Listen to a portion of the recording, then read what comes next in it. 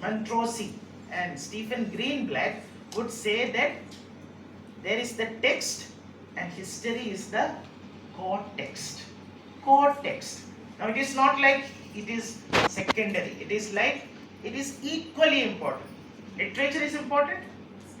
History is equally important.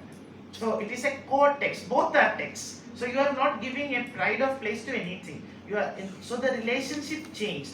The dynamics changed. Earlier, history was secondary, literature was primary. But now, literature and history are placed side by side and given equal importance. History is known as the core text. So, it is not like you use Elizabethan wall picture to understand Shakespeare, but both of those things are equally important. You are not giving any pride of place to literature. So this is the second point, and that is where you can speak about, that is where you can locate theories like new historicism, cultural materialism, all these ideas where it tries to locate things with a cultural perspective or in a historical perspective. So this is the second idea. Then the third point, the third major underpinning of modern literary theory would be, most people believe that modern literary theory is tough and challenging. Isn't it so? We all agree that it is tough and challenging. Even the names are tough. Foucault, Derrida, Lacan, Baudrillard, Lothar. Spellings are tough, names are tough, pronunciations are tough. Everything is tough with these theory people. But not only that, there is a major reason why it is difficult to understand. If you speak about traditional literary criticism, we have critics like I.A. Richards, or we have people like T.S. Eliot, we have Matthew Arnold, we have Philip Sidney, we have all these, Dryden, Shelley, all these people doing criticism, and we found it easier to understand them. Why? Because all of them operated within the framework of literature. All of them were from literature, and we are literature students, literature teachers, literature scholars, and that is why we find it easier to understand a Shelley or a Wordsworth or a Coleridge or a T.S. Eliot, because they are operating within the field of literature itself. Now, with the onset of literary theory, what has happened is you are talking about everything except literature. There is no literature. You are talking about anthropology, you are talking about psychology, you are talking about philosophy, you are talking about materialism, you are talking about so many things, semiotics, linguistics, except literature. Who are these people who have taken this pride of place in our imagination? Michel Foucault. Who is he? Is he a literary person? No. He is a philosopher. Then we have Lacan. Who is he? Is he from literature? Psychoanalyst. He is a post-structuralist psychoanalyst. So he has nothing to do with literature. Who is Derrida? He is a philosopher. And he is the most important person for us, right? Not Shakespeare. Derrida is more important for us. So Claude Lévi-Strauss, a cultural anthropologist. Who are all these people who take up a lot of our time and energy? They have nothing to do with literature. They have nothing to do with literary criticism. And that is why we find it extremely difficult to understand these people. See, we came to this literature course hoping to study some poetry, hoping to study some stories. We love literature. I love reading. This was the idea. We came to study literature. And what are we taught? Epistemology, ontology, hermeneutics. Oh my God. First year BA itself we will say, I want to escape. Even engineering is okay, I can manage, but this is terrible. Terrible beauty is born. When some of us were born, our parents said so, right? Terrible beauty is born. So this is what is happening, and that is why, where did it all start? It started with Ferdinand de Saussure, right? All these problems started with structuralism and Ferdinand de Saussure. Who is Saussure? He's not a literature person. He's a linguist. He's a linguist, Swiss linguist. So none of these people are from literature, and that explains the difficulty in understanding modern literary theory. So, yeah, in another way you can say that it is challenging, it is exciting because it is interdisciplinary. You get to learn something about so many different fields when it comes to literary theory, but it is a little tough, little difficult, no doubt. Reading Lacan or Derrida or Foucault is no easy business. Isn't it so? You can say that I get a lot of joy from reading Lacan. Why? Because I don't understand anything, so it's very easy to read. If it is something understandable, then I will have to write the answers to the questions. Now, the advantage with Lacan is, I don't understand, but my teacher also doesn't understand. So it doesn't matter. Whatever I write, my teacher also not sure whether Lacan has said like this. So teacher will give you marks. So this is the way this whole horror of literary theory unfolds. And so how many points we have discussed? We have discussed 3 major points in connection with modern literary theory. Then 4th point, impartiality. There was something called impartiality or disinterestedness. Now most of us here are disinterested in whatever is happening, right? We don't raise our hands, we don't drop our hands, we don't do anything. So disinterested. Matthew Arnold said the duty of a critic is to be disinterested. A good critic will be disinterested, unbiased. He or she will be objective. But now, thanks to modern literary theory, people have come to realize that objectivity is an impossibility. 4th major point. Objectivity, complete objectivity is an impossibility. You cannot be objective in analyzing a literary work. Or to put it in a more theoretical phrase, I think it was by Jonathan Culler, he says, acts of reading do not happen in a theoretical, sociological, political vacuum. Acts of reading do not happen in a vacuum. It cannot happen in a vacuum. What does that mean? See, you are at the sum and what constitute you? Your experiences, what you went through, what you experienced, what you expected, what is there in your unconscious mind, subconscious mind, in your conscious mind. What happened to you in the morning is affecting you, right? Everything is affecting us, and we are the product of our circumstances. We are the product of our surroundings. So it is impossible for anyone to be objective. This is what modern literary theory says. Acts of reading do not happen in a vacuum. Acts of reading always is contaminated by our experiences. So nowadays we are not talking about objectivity, because objectivity is impossible. Objectivity is impossible. And you can think about people, hermeneutics. You can think about people like Hans Gadamer and his teacher Martin Heidegger, Being and Time, Truth and Method. These books all speak about this particular idea, that it is impossible to be objective. You are situated in a particular context, and that defines the way you understand a literary work. You cannot escape from that. Complete objectivity is impossible. 4th point. We are all sweating, right? Isn't the AC working? Somebody is doing this. Everybody is sweating. AC is not working. He said you have to ask him, otherwise you will not allow AC to work. Okay, so you should sweat, because actually it is because of theory, not that AC is not working, it is because of theory. To get a feel of theory, you should sweat. You should be physically involved in this idea of learning literary theory, and that is why you have to understand this. Okay, so modern, now how many points? 4. Okay, 5th point, I don't go into any detail further because we have to complete certain things, right? I hope I am very fast, or am I? Okay, thank you.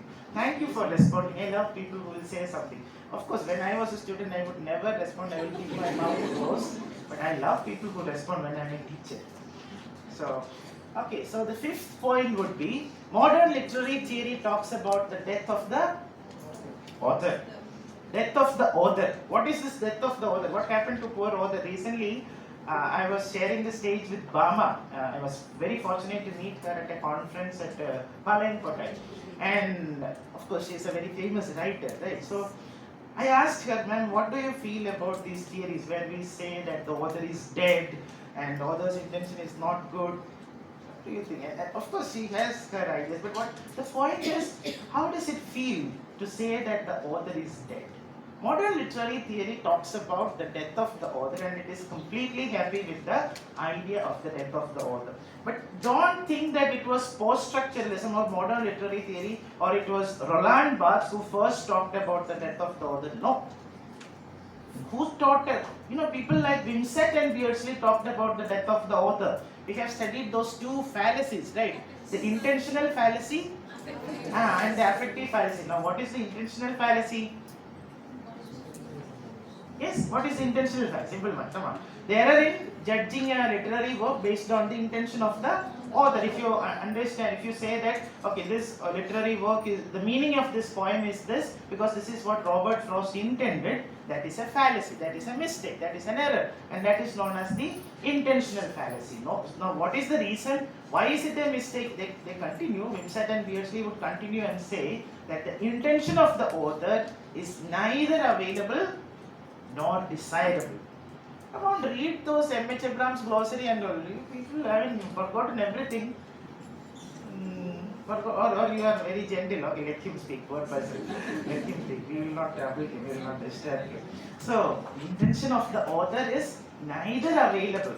Most cases it is not available. We cannot go and ask Maya Angelou what she meant when she wrote, I know why the cave bird sings, or the heart of a woman. We cannot ask her because she is not available. Or we cannot ask Shakespeare because he has very particularly mentioned that you should not disturb him when he is sleeping in his grave. That is written on top of his grave as well. So you should not disturb him. Neither available nor desirable. Suppose he or she is available. Suppose Shakespeare is here. What will happen?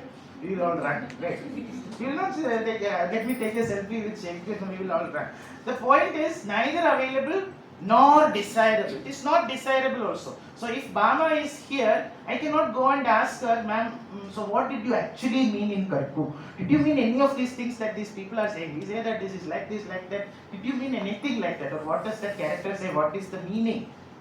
Intention of the author is neither available, even if it is available, it is not desirable. In a way, those people were talking about the death of the author. They inaugurated the idea of the death of the author when they started focusing on the literary work per se, new criticism.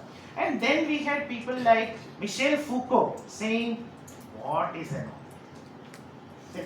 I mean, death of the author, somebody dies, it happens. But this is like very cruel, like, what is an author? Hey, idiots, what an author? What is an author? Get out of here. You are a fool, you are a sight. Foucault would say that he is a discursive sight, just a place. So you do all the work and write the literary work, and then Foucault will say, see, all those ideas are there and you just put it into the paper. If you didn't put it into paper, you are again criminalized, because that is your duty. Because those poems are given to you only, nobody else. So if you don't put it on paper, you are in trouble. If you put it on paper, they will say you are dead. So, Foucault. Derrida. Most of Derrida's ideas were centered around the idea of the death of the author. The author is not important in any of Derrida's theories. So, modern literary theory speaks about the death of the author. And then, of course, we know what, and that would be the next point as well. 6th point, 7th point, 6th point, right? Modern literary theory speaks about the birth of the reader. Roland Barthes' essay, Death of the Author, he concludes the essay stating that the birth of the reader must be at the cost of the death of the author. That is how he concludes the essay, I guess. So, what is this idea of birth of the reader? Now, where does the reader take birth? We have reader response criticism. Is there a text in the class? Those people said, see, we have the author who created the work, but what will he do if there is no reader? So, it is the reader who creates the meaning. It is the reader who creates meaning and recreates meaning according to his context. There are as many readings as there are texts. The reader is as much a creator of the literary work. The author is simply a sight, simply a sight. The reader is the person who actually creates the work of art, creates the literary text. And here, another difference would be, if you want, you can note it down as well. Earlier it was literary criticism. In literary criticism, it was the literary work.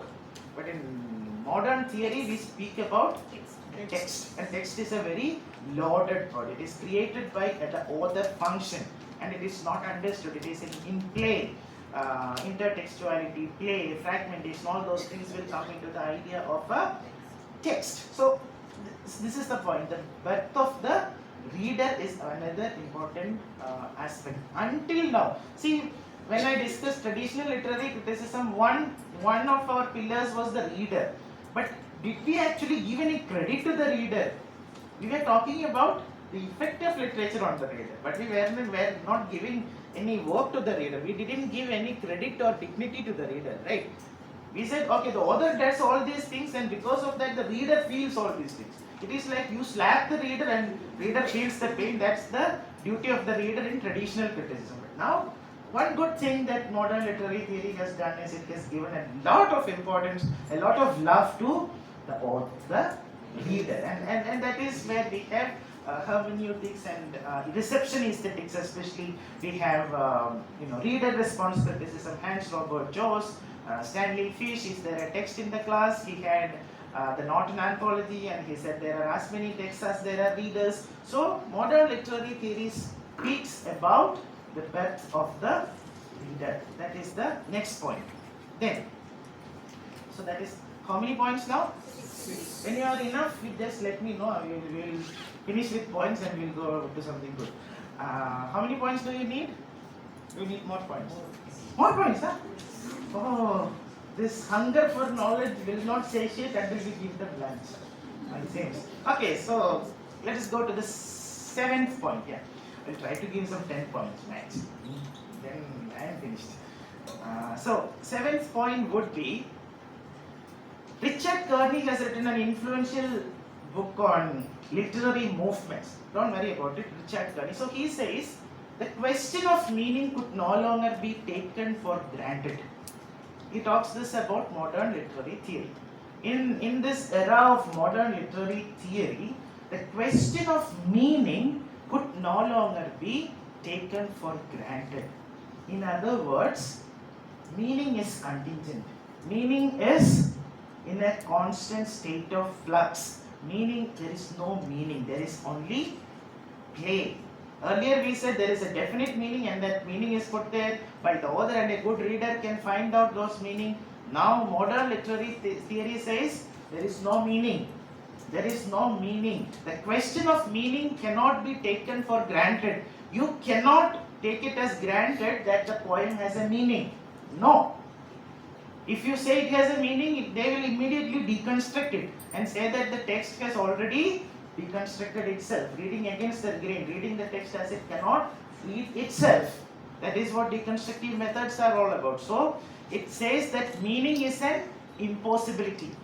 It is difference, but it is also deference. Meaning is created by difference and deferred indefinitely deferred. So you never arrive at the transcendental signifier or the transcendental signified. Meaning is delayed, postponed infinitely. This is the idea of meaning. And in post-structuralism or in modern literary theory, we have this problem that there is no meaning. Meaning is indeterminate, meaning is delayed, meaning is contingent, meaning is always in a state of flux. So think about what happened.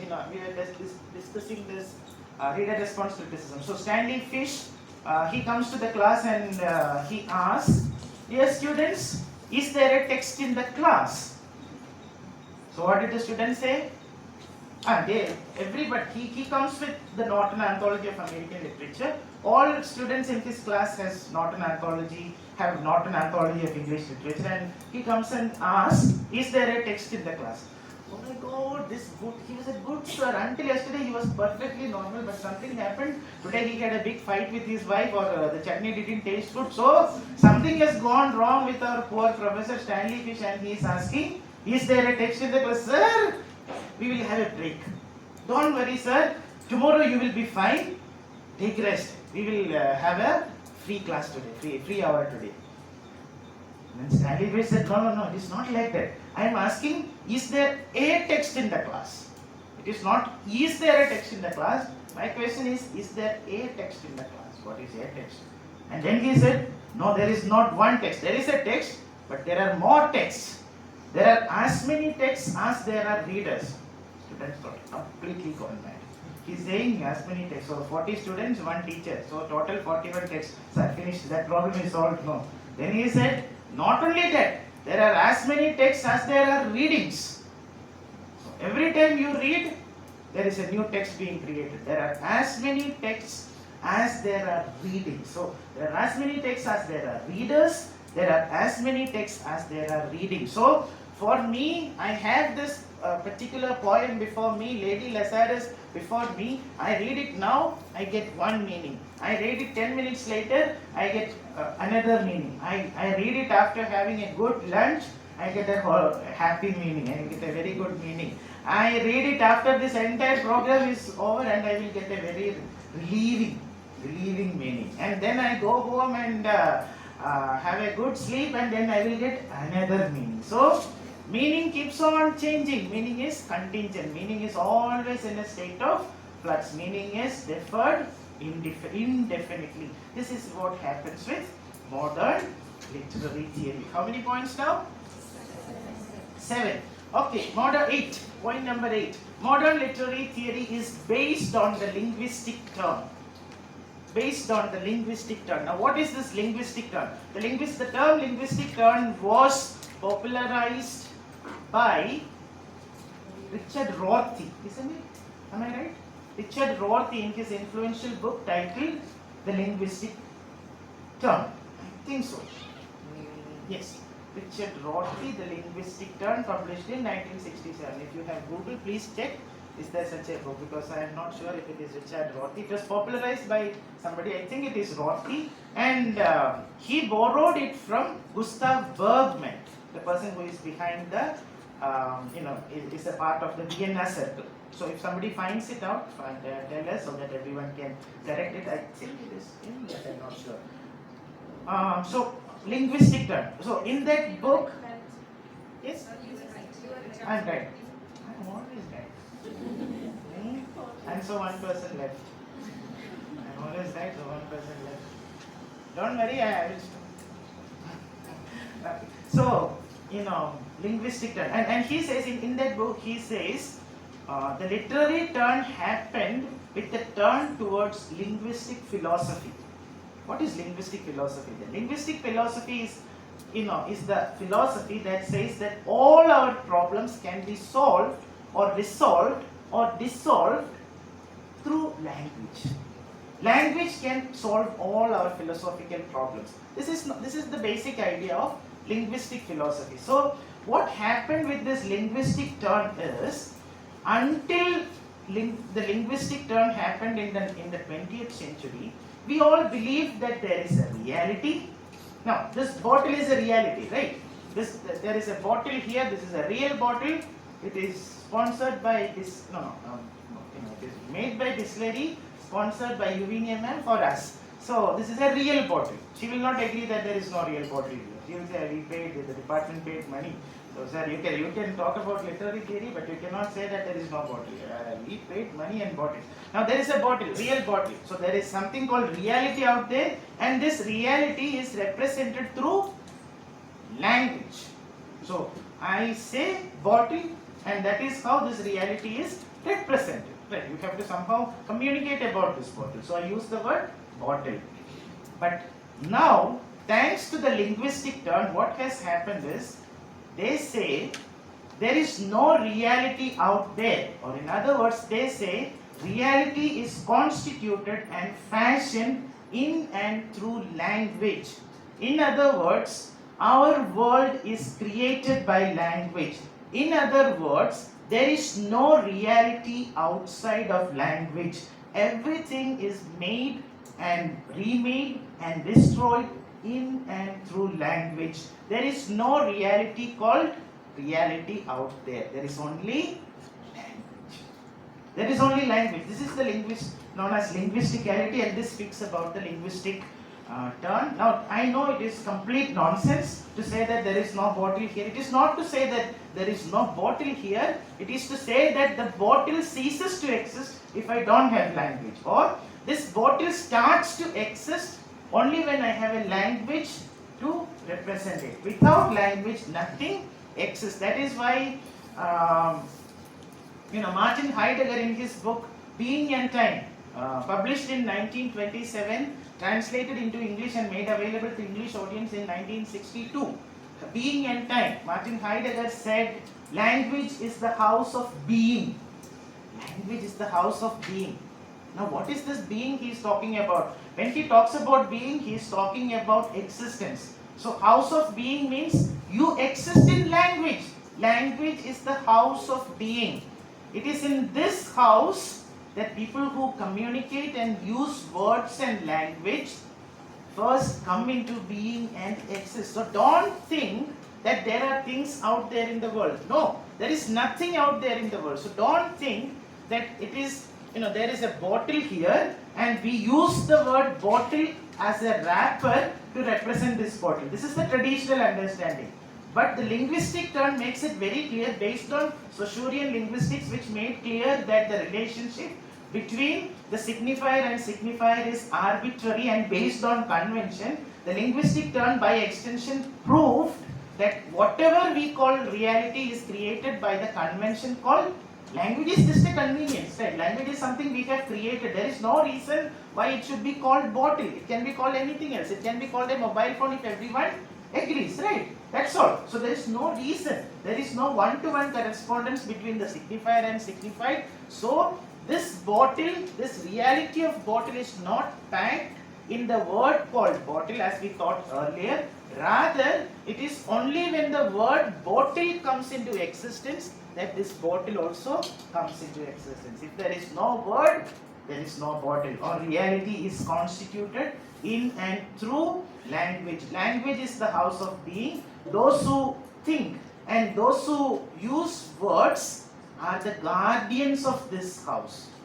Beautiful statement, right? He says those who think and those who use words are the guardians of this house. This house is created by language. This is the beauty of the idea. Yeah, I know that it is not very sensible, It is against intuition. It is against common sense. To say that there is no reality out there is not much common sense, but go to the idea. It would take another 3 or 4 days to discuss, we were there in a program together, 6 months program, and it took me 6 or 7 hours to discuss this idea of linguistic terms. So it cannot be discussed in a class. It is impossible. So try to understand what the linguistic turn is all about, and let me tell you, it makes sense. It is theoretical, but it makes sense that reality comes to exist only in language. Without language, we don't have reality. Simple example, think about when you started thinking. Think about when you started remembering. I would say your earliest memory starts at a time when you develop language. Or you cannot remember what happened when you were 1 year or 2 years old. Why? Because the language faculty hadn't developed. So you couldn't create reality. You couldn't create reality within you through language, and that is why the first 3 or 4 years of our life doesn't exist for us, right? It is as good as nothing. We don't know anything. We cannot remember anything. So I still believe that even memory is connected with language. Yeah, there are, and when I am speaking about language, I am not only speaking about written language, but all forms of communication. Non-verbal communication, everything included. I am speaking about the episteme part. So this is the idea of the linguistic term. I hope you are somewhat clear with it. I don't want you to understand everything so well. If you understand everything so well, then you are geniuses, right? It is not an easy theory to. Of course, many people would know this theory already, linguistic term. If you don't know, go to it and study. Best 2 books, Being and Time by Martin Heidegger and Truth and Method by Hans Georg Gadamer. So that is about the linguistic turn. So we have 7 points, 8 points, 8 points. 9th point would be modern literary theory is against tautolization. Modern literary theory is against tautolization. Now what is tautolization? You know the story of 4 blind people who went to see the elephant. They saw the elephant. One person caught hold of the elephant's tail and he said the elephant is like a broom.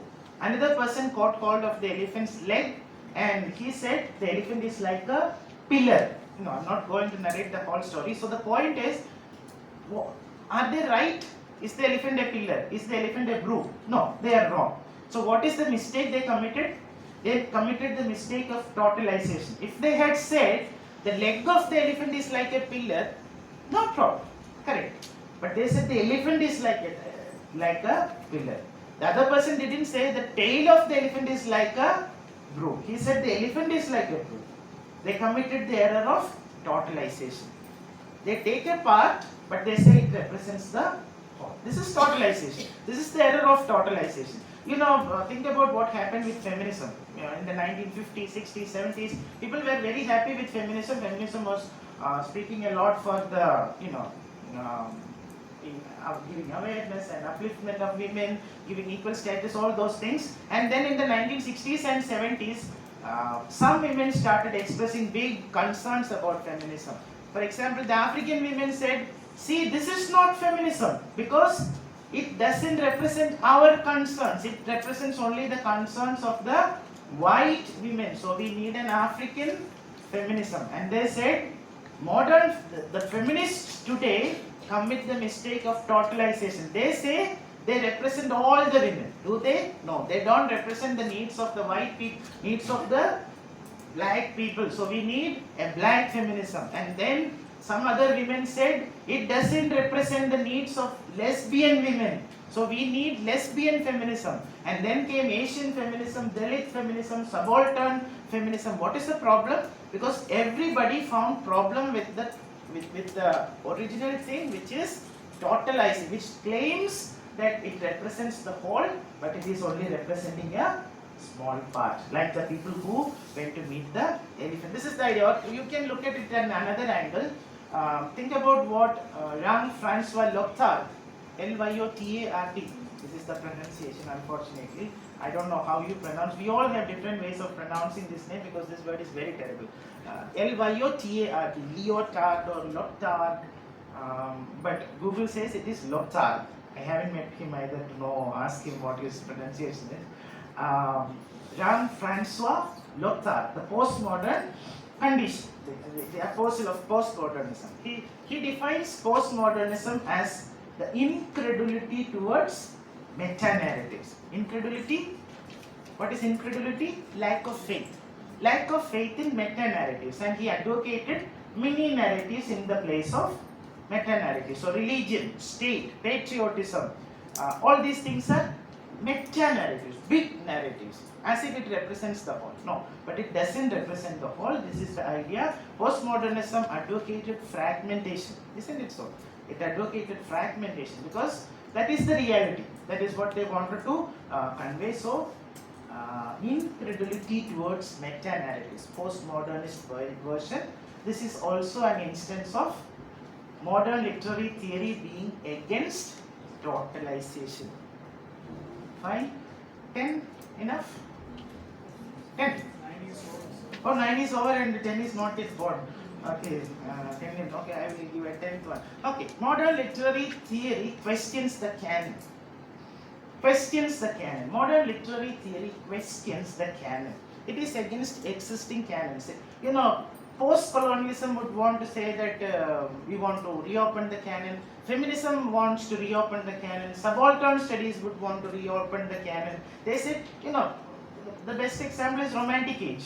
Now, when you speak about Romantic Age, we remember Wordsworth, Coleridge, Shelley, Keats, Byron, Southey, finished. So, no women were alive in those days, but women were just sitting at home and sleeping.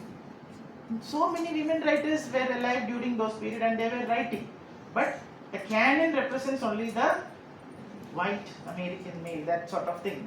Androcentric, Eurocentric system. So the canon is being questioned.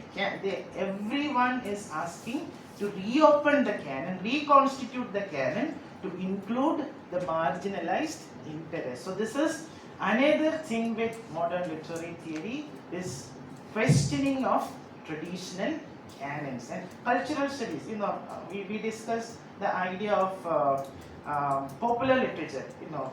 This is literature, this is non-literature earlier. Now, Chetan Bhagat, you can do. Sachin can do. You can do. Virat Kohli, you can do. Amitabh Bachchan, you can do. Everything you can do. And everything you can do under literature PhD, right? Otherwise they will say, Sachin Tendulkar.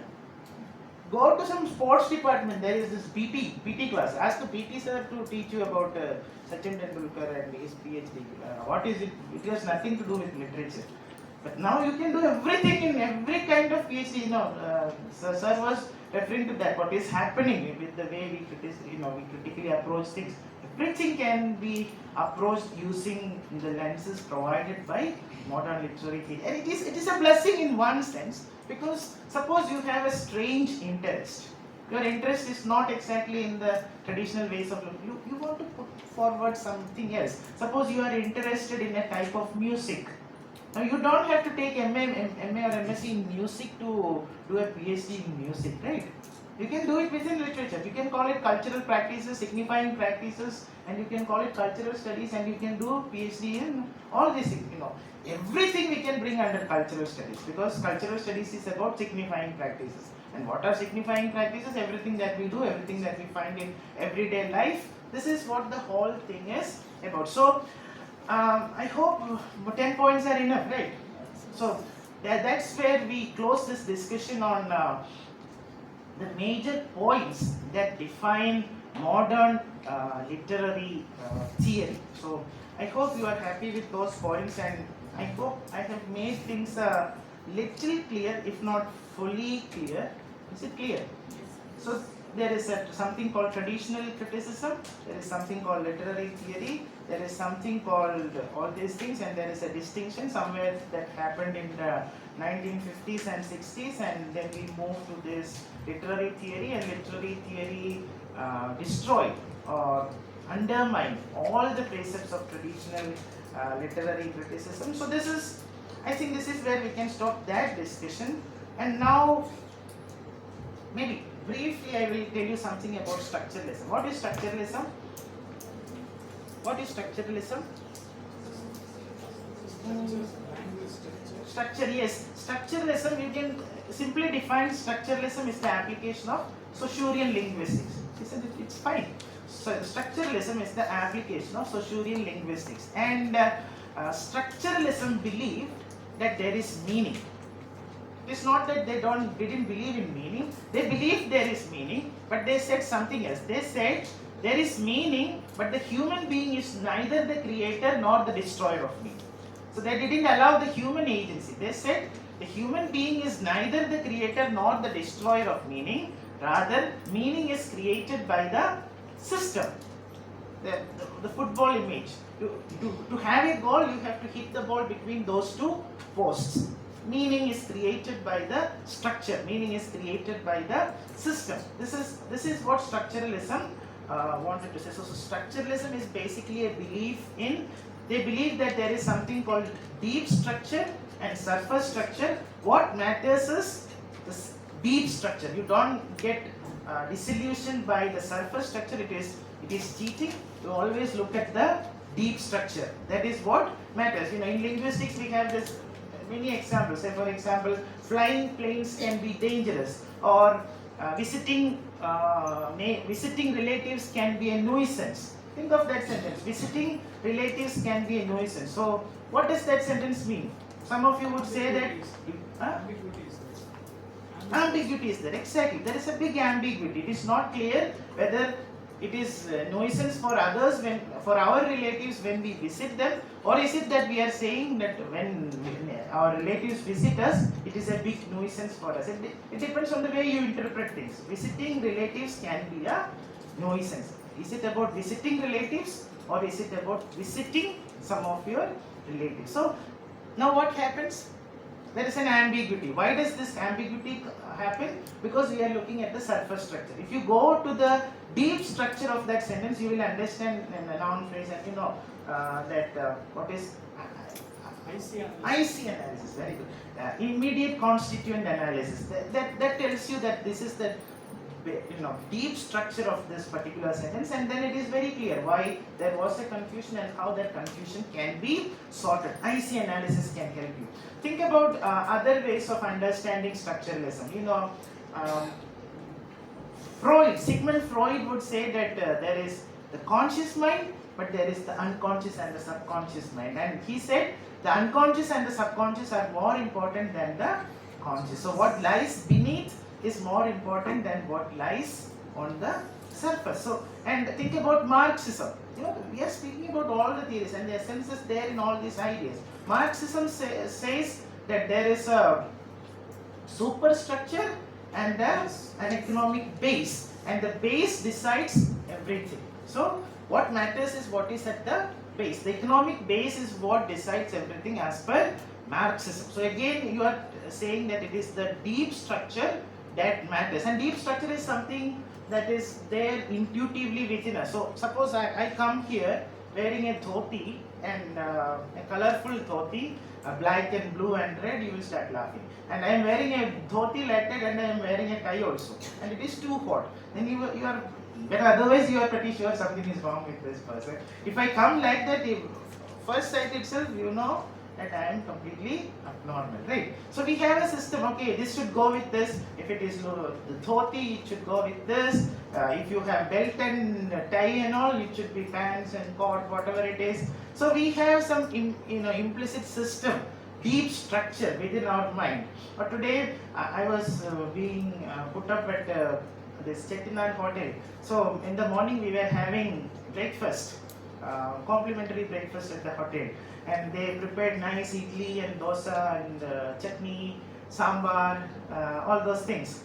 Now suppose I am a stranger to idli and sambar, and I go and ask the person, all good, but I need some fish curry with idli. You laugh.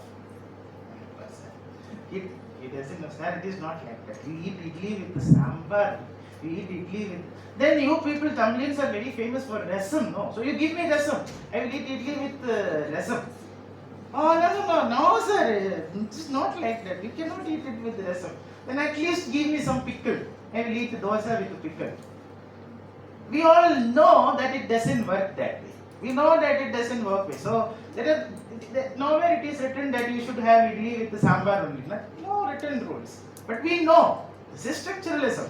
We know that there is an implicit structure in everything, and we follow that structure. So even the waiter at the hotel knows structuralism without knowing that he knows structuralism. Isn't it so? So this is the basic idea of structuralism. And one way to look at structuralism would be to say that structuralism is not interested in the what of things, it is more interested in the why and how of things. Meaning, for example, structuralism is not interested in what the meaning of a poem is. Structuralism is more interested in how that meaning is created, or why this is the meaning of a poem. That is structuralism. So that is one way to look at structuralism. And the second way to look at structuralism would be, structuralism is not an evaluative procedure. It is not about evaluating something, rather it is an analytical procedure. So you analyze something. You are not judging something. You are not providing any value to something. Rather, you analyze something, and so this is, don't go deep into that. The basic point is, surface structures don't matter. What matters is what lies beneath, what is there at the depth, what is there at the core. This is the idea with structuralism. Now, I think I have given sufficient examples, right? You know structuralism. Let us move to post-structuralism. What is post-structuralism? Post-structuralism. This is reaction to structuralism. Yes, spot on. The point is, it is not like we have forenoon session and afternoon session. So what is afternoon session? Post-lunch session. What is post-lunch session? What follows after lunch, right? What comes after lunch is post-lunch session. But it is not like post-structuralism is simply what comes after structuralism. No.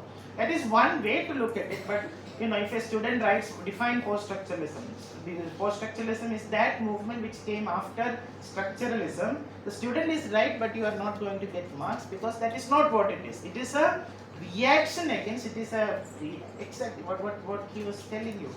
It is a reaction against the fundamental premises of structuralism. That is what post-structuralism is all about. It reacts against, it undermines, it evaluates, it examines the fundamental premises of structuralism, and that is why it is known as post-structuralism. For if you want to know more about this distinction and all, one book you can always refer is Teacher Diary, The Beginning Theory. Though it is still beginning theory, it is a very good book still.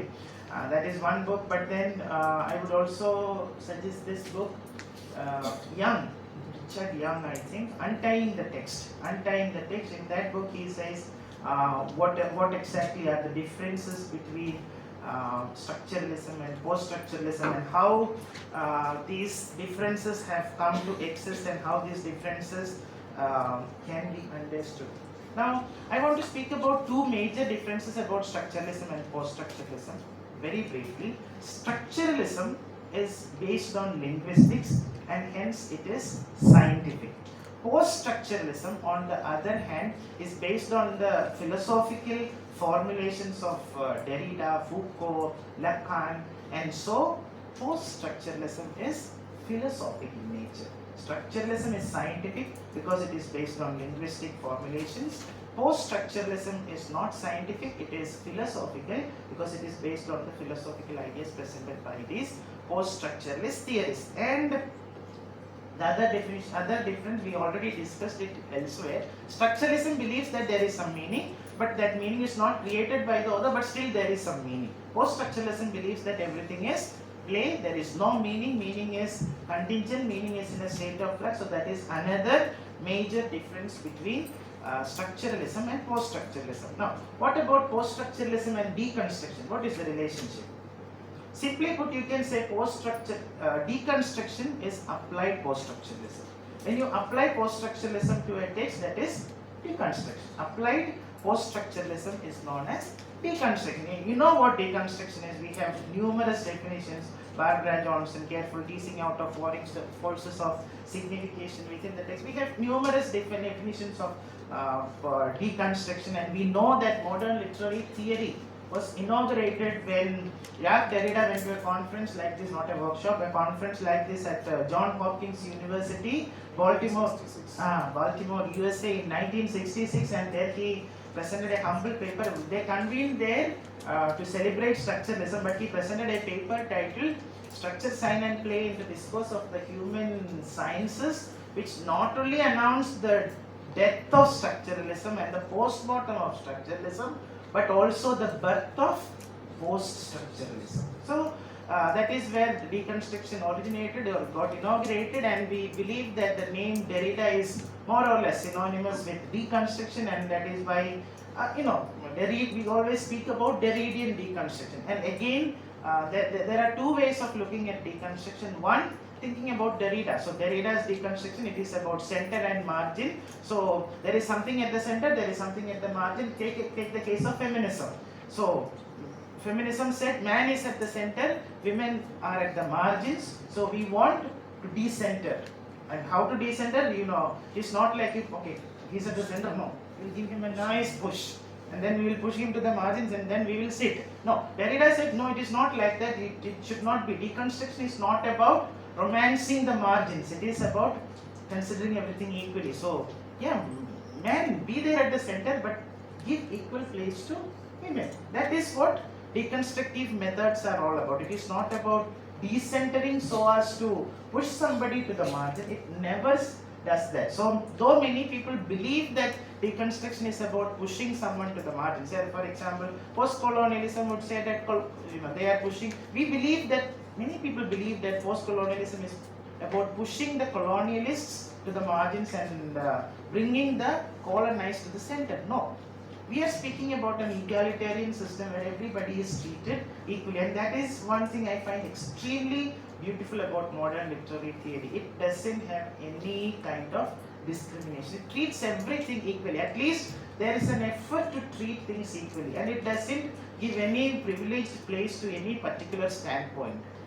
It speaks about multiple truths. There is not one truth, there are many truths. This is something very beautiful about, I may have one idea about something, you may have another idea. Now it is okay that we differ, and both ideas can coexist. There is no need to think that there is only one correct answer. In literature, 1 plus 1, in a mathematics class they say it is always 2. But in a literature class, you can say 1 plus 1 is a bigger one, or you can say 1 plus 1 is 11. You put 1 and nearby another 1, and then it is 11. Or you can say 1 plus 1 is a longer one. You put 1 on another one, and it is a longer one. You know, many ways of looking at it. And songs would say that 1 plus 1, 2 is maths. 1 plus 1, 1 is love. Oh, then we are in love, so we are 1. Both of us 2, but we are 1. So I mean, all these answers are welcome in literature, and this coexistence of multiple truths, many truths, it can coexist.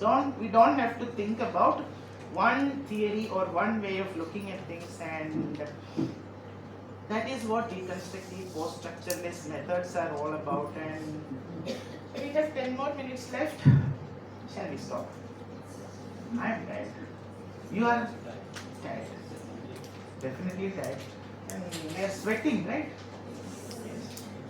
So we will stop for the time being. I will maybe speak for 20 more minutes in the post-lunch session about a little more things about how literary theory came to our syllabus and came to the academy and became institutionalized. And then I would wind up, and then we will try to find answers to our questions. We will have a lengthy interactive session where we will try to apply literary theory to whatever texts you want it to be applied to. We will try.